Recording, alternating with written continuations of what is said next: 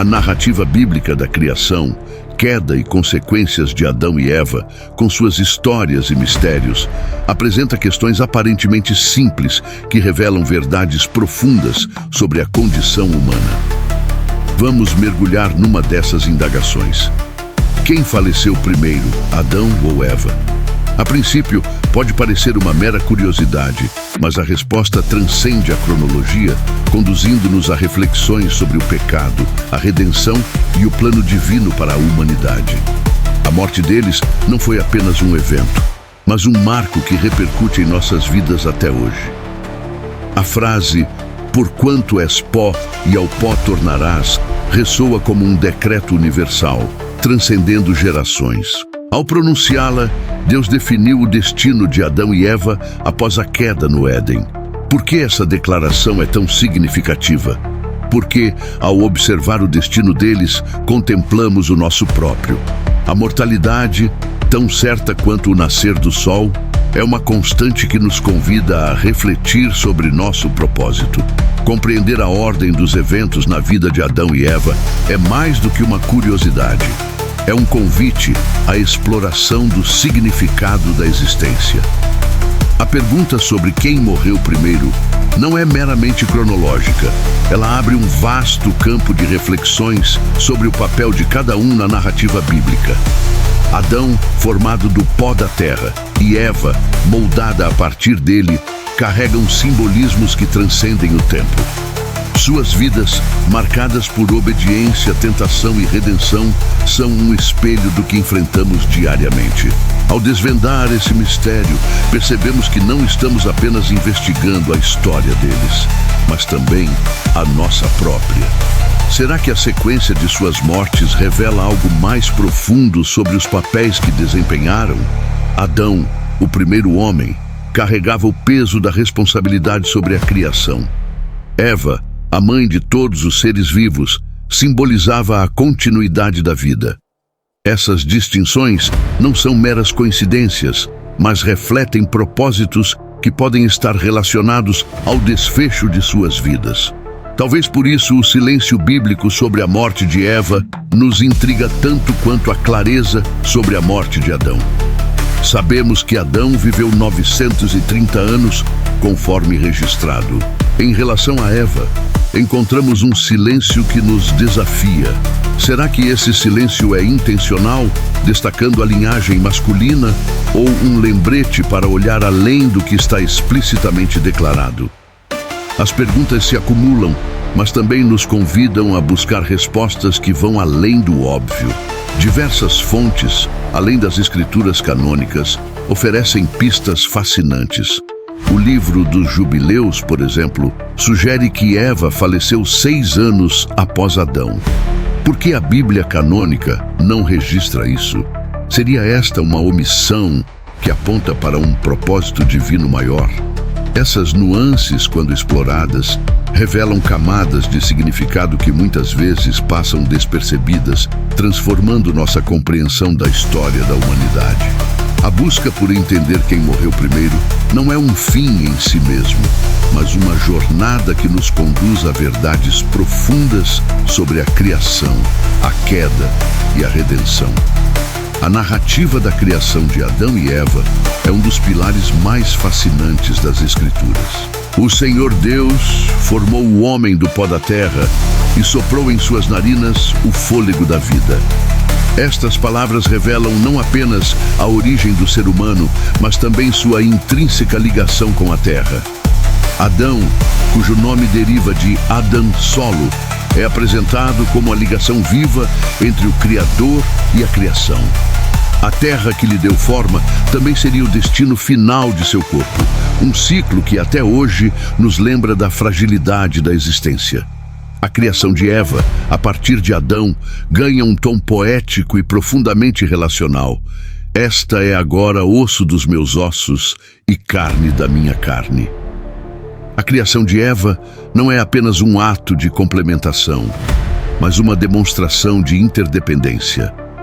Ambos foram feitos para viver em comunhão, refletindo o desejo de Deus de ver sua criação em harmonia. No entanto, essa mesma conexão que lhes trouxe vida também seria o canal pelo qual a mortalidade entraria na humanidade. A relação de Adão com a terra não era apenas simbólica, mas também prática. Ele foi colocado no jardim do Éden para cultivar e guardar. Este papel destaca o trabalho como parte do propósito humano desde o princípio. No entanto, após a queda, esse trabalho se tornaria uma fonte de sofrimento. O mandamento de Deus sobre o fruto proibido G carrega uma profundidade que muitas vezes passa despercebida. Este limite não era uma restrição arbitrária, mas uma oportunidade de escolha. Ao ultrapassarem esse limite, Adão e Eva não apenas desobedeceram, mas romperam a conexão perfeita entre o Criador e a criação, trazendo a morte para si mesmos e para toda a humanidade. A criação de Adão do pó da terra se conecta diretamente à maldição dada após a queda. Comerás o pão com o suor do teu rosto, até que tornes a terra, porque dela foste tomado. Este ciclo de vida e morte, tão explícito na narrativa, ressoa até hoje.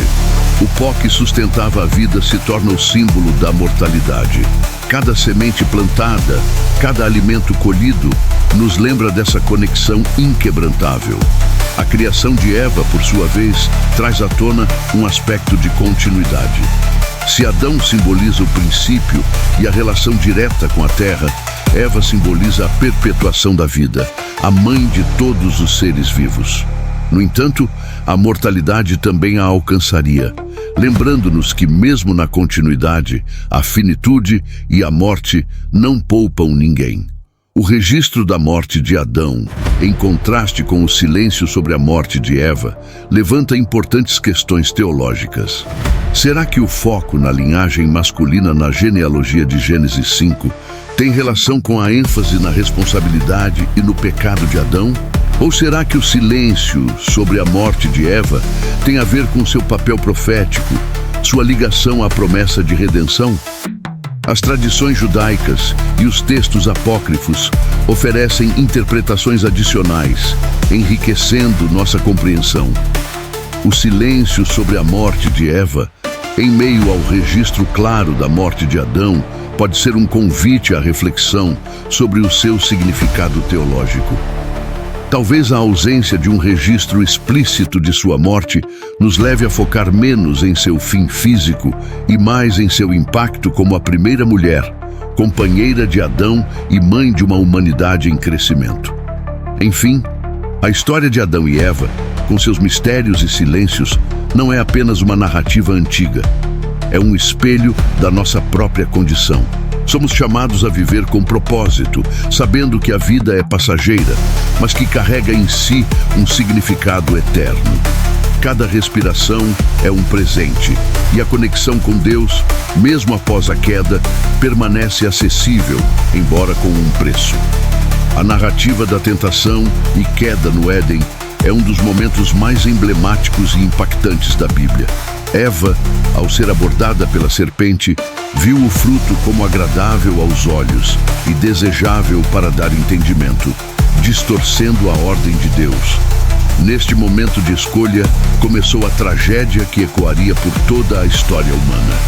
A queda trouxe não apenas a entrada do pecado no mundo, mas uma série de consequências que moldaram a vida de Adão e Eva para sempre.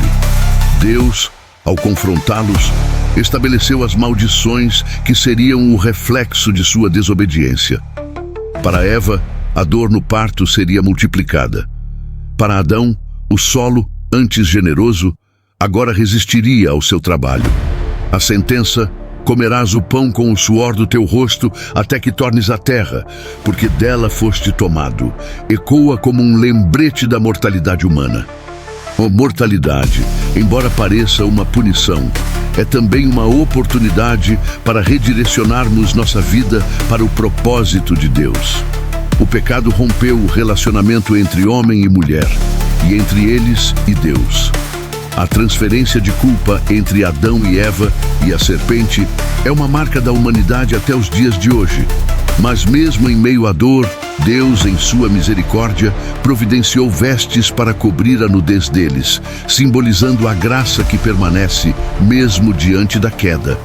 A questão de quem morreu primeiro, Adão ou Eva, nos convida a mergulhar em reflexões sobre a condição humana, a mortalidade, o pecado e a redenção. A narrativa de Adão e Eva nos convida a viver com propósito, sabendo que a vida é passageira, mas que carrega um significado eterno.